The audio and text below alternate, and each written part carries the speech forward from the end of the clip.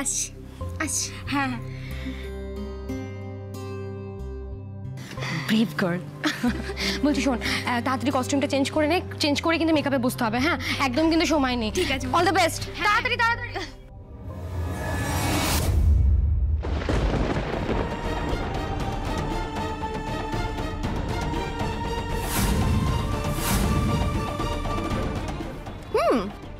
Hello, তাহলে finally কাক চলেই এসেছে।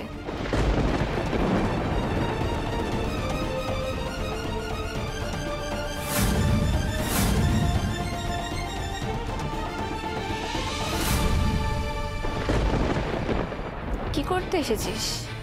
গান গাইতে? কি করে গান গাইবি? ওই কেমিক্যাল খাওয়া গলা নিয়ে তো শুধু ক্যাঁ ক্যাঁ আওয়াজই বেরোবে, তাই না?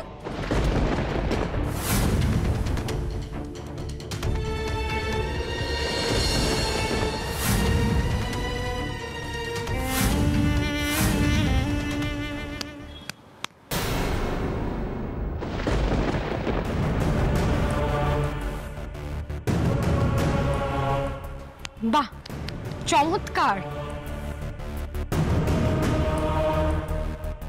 একজন পার্টিসিপেন্টের সঙ্গে আর একজন পার্টিসিপেন্টের কি অসাধারণ ব্যবহার। তার রায়, আমার তো মনে হয় তুমি বোধহয় জানতে যে কৃষ্ণার একটা অ্যাক্সিডেন্ট হয়েছে। সো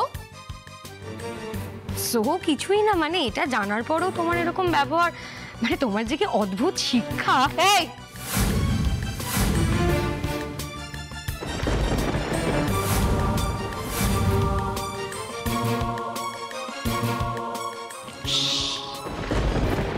আস্তে, একদম আস্তে, একদম আস্তে। তুমি জানো, প্লিজ। ওকে, তুমি জানো এখানে তোমার গলার জোর একদম চলবে না। এখানে কার গলার জোর চলে তুমি জানো? আমার।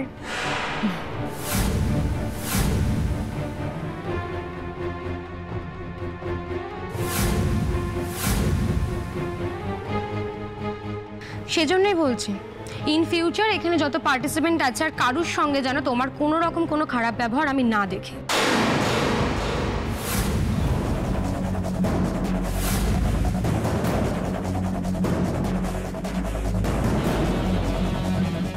যাও গিয়ে নিজের কাজ করো, যাও। আর কৃষ্ণা,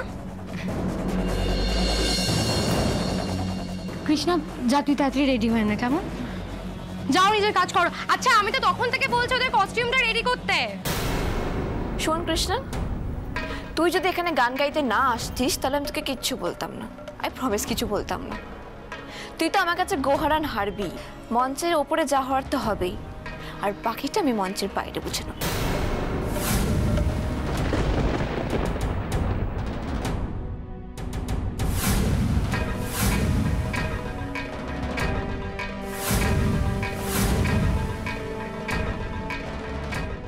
আয়।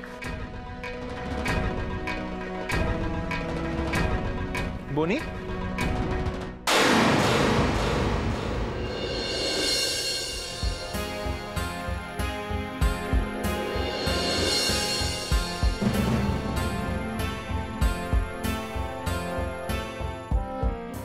দাদা ভাই, তুই তুই এখানে আমি তো স্পেশাল পারমিশন নিয়ে এলাম আমার বোনকে বেস্ট অফ লাক উইশ করবো বলে। Sweet, very sweet. Thank you so much.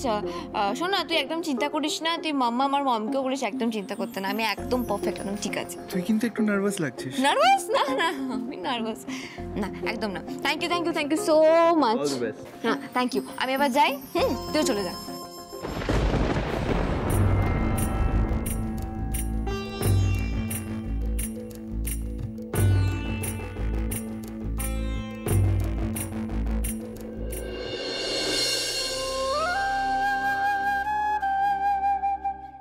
কেমন আছেন কৃষ্ণা?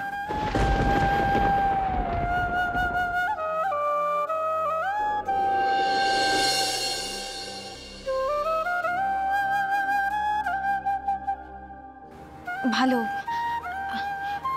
আপনাকে ধন্যবাদ। কিসের জন্য? দিদি ভাইয়ের কাছে শুনলাম আপনি আমার সঙ্গে দেখা করতে বাড়িতে আর হাসপাতালে গিয়েছিলেন। তখন তো দেখা হয়নি, তাই এখন ধন্যবাদ দিলাম।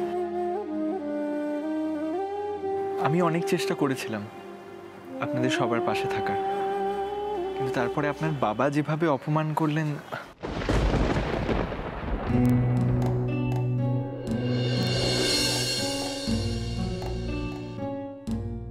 থাক না ওসব কথা। হ্যাঁ, লেট ইট বি। আমি কিন্তু আপনার সঙ্গে দেখা করতেই এলাম। মানে বাইরে আপনার ফ্যামিলি মেম্বার্সদের দেখলাম তো আন্দাজ করতে পারলাম আপনি এখানে থাকবেন। আমি জানতে এলাম আপনি ভালো আছেন কি না। ভালো থাকবেন কৃষ্ণা।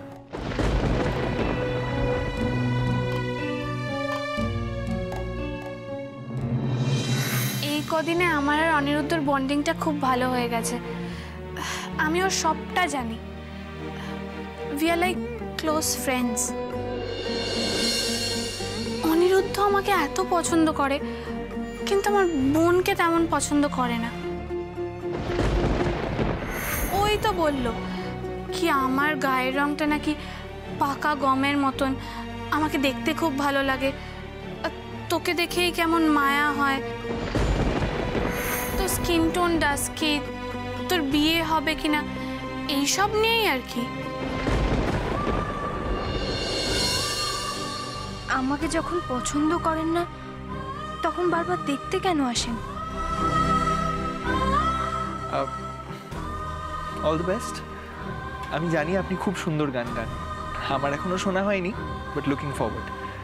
আই হোপ এই কম্পিটিশনের শেষ পর্যন্ত আপনি থাকবেন, আর আপনার গান শুনে সবাই খুব খুশি হবে।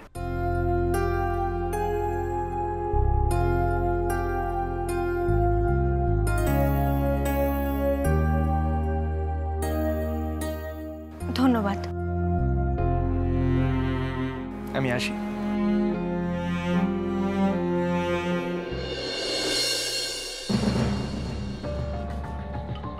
হাই সৃজনী, বোনকে বেস্ট অফ লাক উইশ করতে বুঝি। হ্যাঁ, কিন্তু তুমি এখানে? আমি তোমাকে অনেকবার কল করেছিলাম, তুমি রিসিভ করোনি। ও সরি, ফোনটা সাইলেন্টে ছিল তাই খেয়াল করিনি। তোমাদের কথা হয়ে গেছে? হ্যাঁ, মানে আমি just okay all the best বলতে এসেছিলাম। এখন আসি।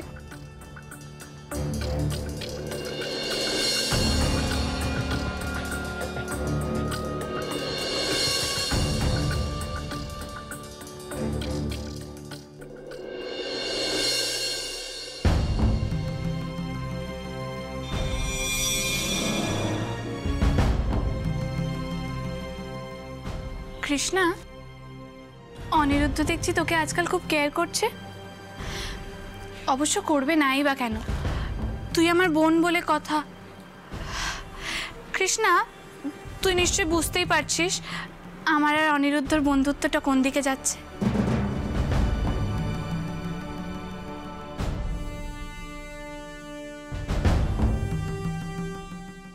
দেখ কৃষ্ণা, তুই কিন্তু আবার অনিরুদ্ধর ক্যাটটাকে অন্যভাবে নিস না। অনিরুদ্ধ কিন্তু তোকে বোনের চোখেই দেখে।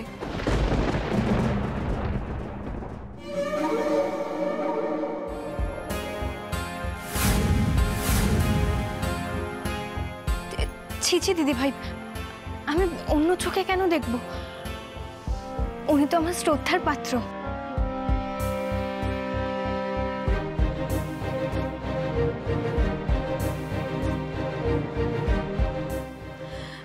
যাকে কৃষ্ণা, ওইসব কথা এখন ছাড়। ভালো করে গান গাস, কিন্তু তোকে কিন্তু জিততে হবে।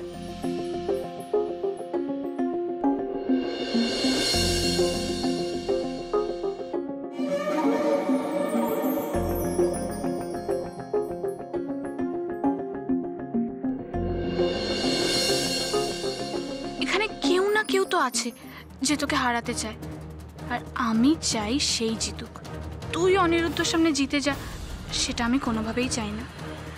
ও বারবার তোর প্রশংসা করবে, সেটা আমি সহ্য করতে পারবো না।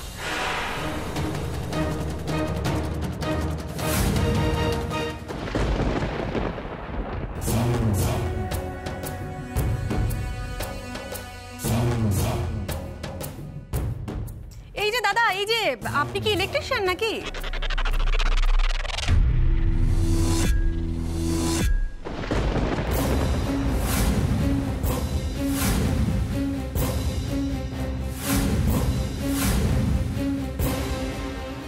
বাবু ইলেকট্রিশিয়ান, বলুন। তা এত দেরি করে এসেছেন, তারপর আবার ঘোরাঘুরি করছেন? আপনাকে না বলা হয়েছিল ভোরবেলাতে আসতে? সরি ম্যাডাম, একটু দেরি হয়ে গেল। এসব বললে হবে? যান তাড়াতাড়ি মেকআপ রুমে যান, ওখানে কয়েকটা লাইট জ্বলছে না, খুব প্রবলেম হচ্ছে। ম্যাডাম একদম টেনশন নেবেন না, সব আলো জ্বালিয়ে দেবো, অন্ধকার কাটিয়ে দেবো। বাজে কথা না বলে এদিকে আসুন, যত সব আজব লোক।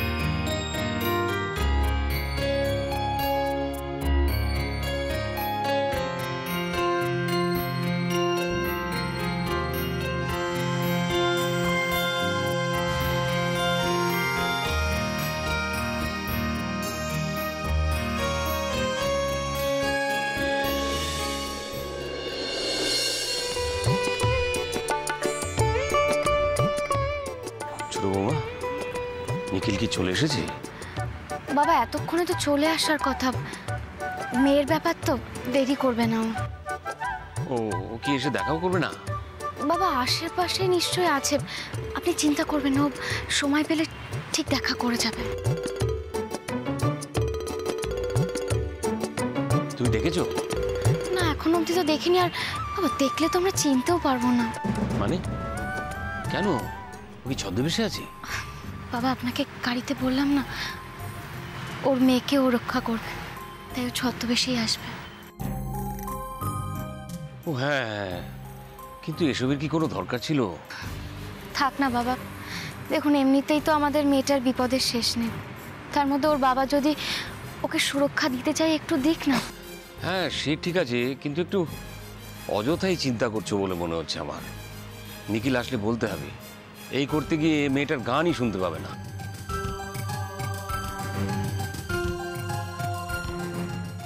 না না বাবা, ও ঠিক কোথাও না কোথাও থেকে শুনে নেবে।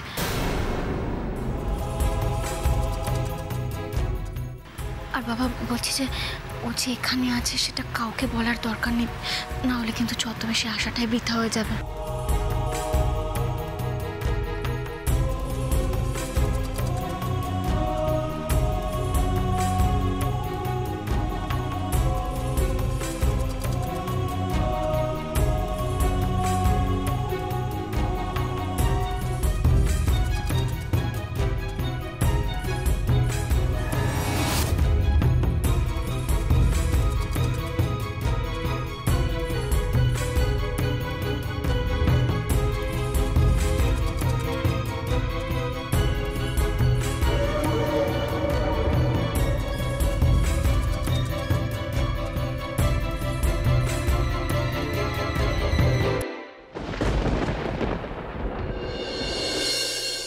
থ্যাংক ইউ অনিরুদ্ধ আমার পাশে বসার জন্য। I was expecting you. ভালোই হলো, আমরা দুজনে কথা বলতে পারবো। হ্যাঁ না সৃজনী, মানে আমি কৃষ্ণাকে নিয়ে একটু টেন্স।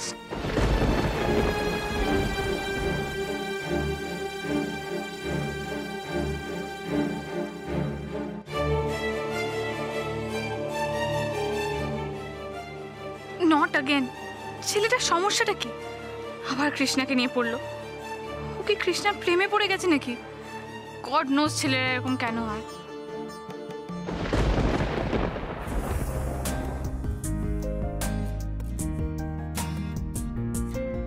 তাড়াতাড়ি আসুন, তাড়াতাড়ি। বলুন ম্যাডাম, বলুন কি প্রবলেম? এই দেখুন না, এই টেবিলের আলোগুলো কেন জ্বলছে না? প্লিজ তাড়াতাড়ি দেখুন প্লিজ। আরে একদম টেনশন নেবেন না, সব আমি ঠিক করে দেবো, বুঝলেন? আমি আছি তো ম্যাডাম, কোনো টেনশন নেই। বাবা রে বাবা, ম্যাডাম খুব গরম, একটু এসিটা চালিয়ে দিন। এসব নিয়ে আপনাকে ভাবতে হবে না, আপনি মন দিয়ে আপনার কাজটা করুন। ওকে ম্যাডাম, ওকে ওকে ম্যাডাম, ওকে। কৃষ্ণা বসে পড়।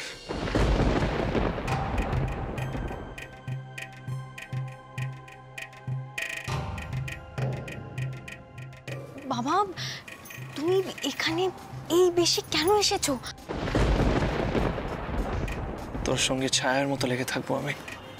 তুই শুধু প্রাণ খুলে মায়ের মতো গান গেয়েছে, কোনো শত্রুকে তোর আশেপাশে ঘেঁচতেও দেব না।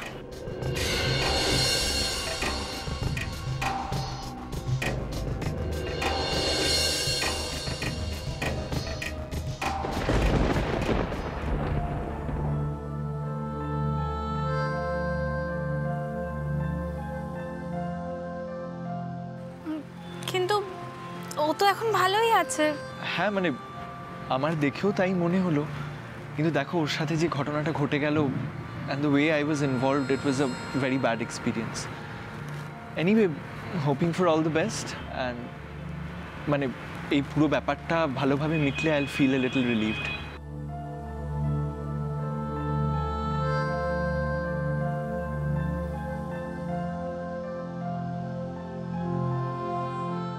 ও সৃজনী, আমার বনি, ও আজকে গান গাইবে।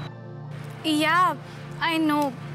আসলে সমস্যাটা কি বলতো, তোমার বোন আর আমার বোন যদি একসাথে না গাইতো তাহলে। হ্যাঁ, আর আরেকটা স্ট্রেন সিমিলারিটি আছে জানো, মানে যেমন দেখো কৃষ্ণা ভালো গান গায় আমি জানি, কিন্তু কোনোদিন ওর গান শুনিনি। আমার বোনের কেসেও কিন্তু সেম, মানে আমি এতদিন আছি, ও কোনোদিন আমায় গেয়ে শোনায়নি, বাট কাকিয়ার কাছে আমি শুনেছি ও খুব ভালো গান গায়।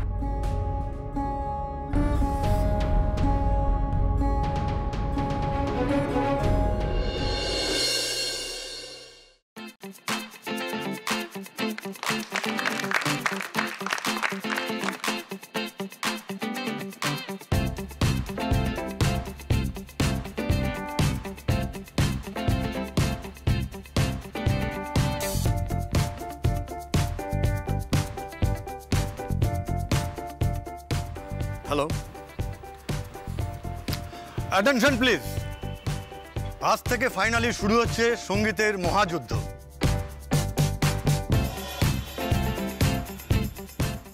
এই অনুষ্ঠানের পরিচালক হিসেবে কয়েকটা কথা আমি আপনাদের কাছে বলতে এসেছি। মানে আমি শুধু কথায় কথায় অ্যাকশন বলার মানুষ, তাই অত সব গুছিয়ে আমি বলতে পারবো না। এই মধুমিতা, ওকে সব নিয়মকানুন বলে দিচ্ছি, ও সেভাবে আপনাদের সব নিয়মকানুন বুঝিয়ে দেবে।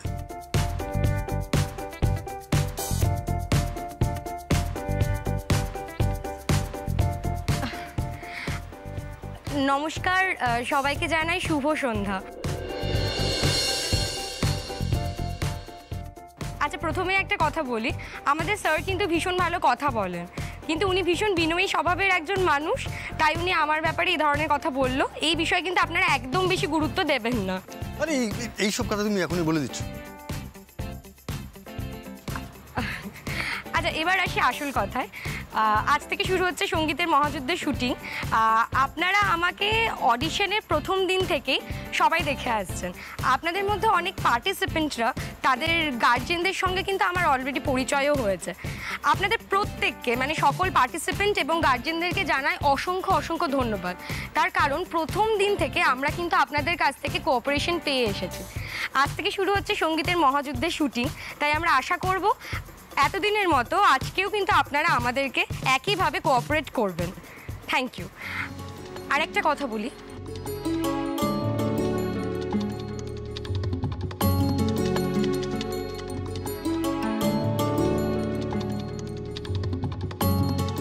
সৃজনী, লেটস কনসেন্ট্রেট।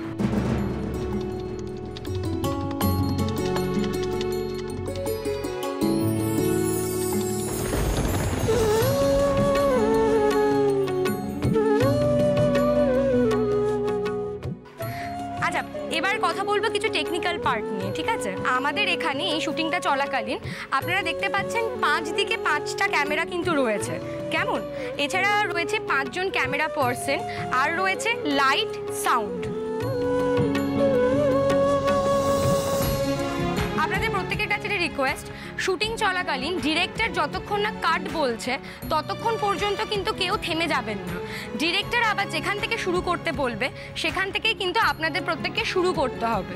আর কি, শুটিং চলাকালীন কোনো রকম কোনো শব্দ বা আওয়াজ কিন্তু করা একেবারেই যাবে না। এছাড়াও যখন কোনো পার্টিসিপেন্ট গান গাইবে তখন সেই পার্টিসিপেন্টের বাড়ির লোক অথবা অন্য কেউ যারা ওনাকে চেনেন তার নাম ধরে কিন্তু প্লিজ কেউ ডাকবেন না, এটা আমি অনুরোধ করছি। কারণ শুটিং চলাকালীন সে কিন্তু গান গাইছে মন দিয়ে, আপনারা যদি কারো নাম ধরে ডেকে ওঠেন তাহলে তার কি হবে, গানে ব্যাঘাত ঘটবে, তার গানটা কাট বলতে হবে, আবার প্রথম থেকে তাকে গান শুরু করতে হবে। কেমন?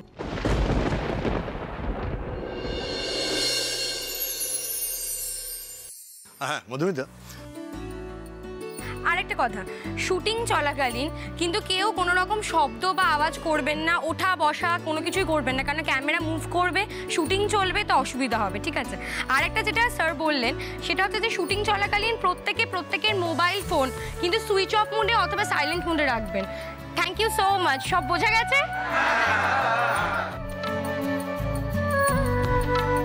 স্যার, এবার আপনাদের সঙ্গে আমাদের অ্যাঙ্কারের পরিচয় করিয়ে দিই। অবশ্য নতুন করে পরিচয় করার কিছুই নেই, কেননা বাংলার খ্যাতনামা অভিনেত্রী বর্ণা সেনকে আপনারা সকলেই চেনেন। আমি বর্ণার হাতে এই সঞ্চালনার দায়িত্ব দিয়ে স্টেজ থেকে নেমে যাচ্ছি। ধন্যবাদ সবাইকে। এই না বর্ণা।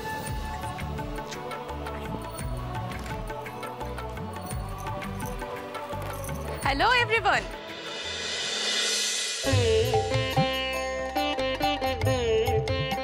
আশা করছি আপনারা প্রত্যেকে খুব ভালো আছেন।